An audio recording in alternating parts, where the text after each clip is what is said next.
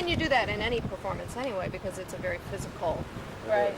strenuous activity. But that's part of, what your training is for. Just like any athlete, you never give 100%. You give, 85 or 90. No, you give 85 or 90%. You never use your whole voice. You always have something You don't want to left. lose it. Right, and it's more exciting to listen to if you're listening to somebody and you think, oh, this is great, but if they go a little bit farther, their voice is going to crack. That's not as interesting as thinking, this person, it's like limitless. They're just not going to stop. That's exciting. It's exciting to float on it. And I don't... So what's your preparation before that? Before the show? Yeah. Vocalize, and you sing every day. I mean, you have to spend at least an hour and a half, 2 hours a day practicing. Except on a performance day, you wouldn't do that. You might do an hour tops, just to warm up. Because you've got a couple of hours of singing ahead of you. So, that's why you practice the rest of the time. You have to stay in shape, just like any athlete. You got to keep the muscles in shape, which vocal cords are muscles. Singing also seems like you just gotta let everything go. If you're in a performance and you've had a fight with someone at your other job, and you've always got something going on in your life, is that hard to just let it go completely? It can be, but just like, all artists have to do that when they create. That's what you do, is you go into that other mode of being, and it's one of the nice things about it, because you learn to let go of everything else, and it's this great release. What's sort of like therapy right there?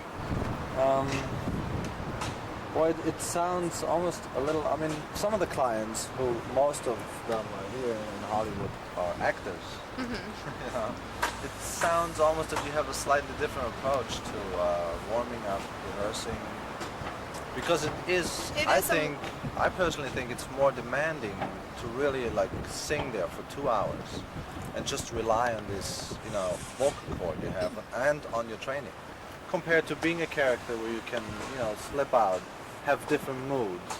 Well, you have to do all of that too when you're doing an opera. You're a character. That's as what well. I'm saying. You have that package on top of everything you say has to be clear and sung. Yeah, it takes it's not a lot that you more. have lots of people have great voices, but who can project all the way to the end of the theater. Mm-hmm. But it's different because you have quiet scenes as well, which you might have been singing, but still, it's a much more tremendous amount of tension on your vocal cords when you just talk. It is. There's crossing back and forth between singing and acting.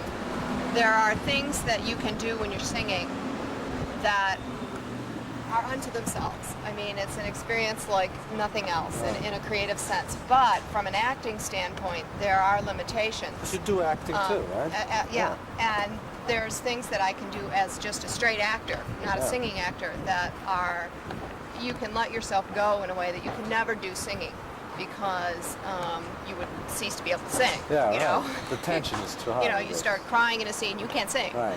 You can do that as an actor, and you can float on a much rawer emotional plane or level than you can ever do when you're singing, because you always have to have that part of you that's removed, operating your instrument in a way.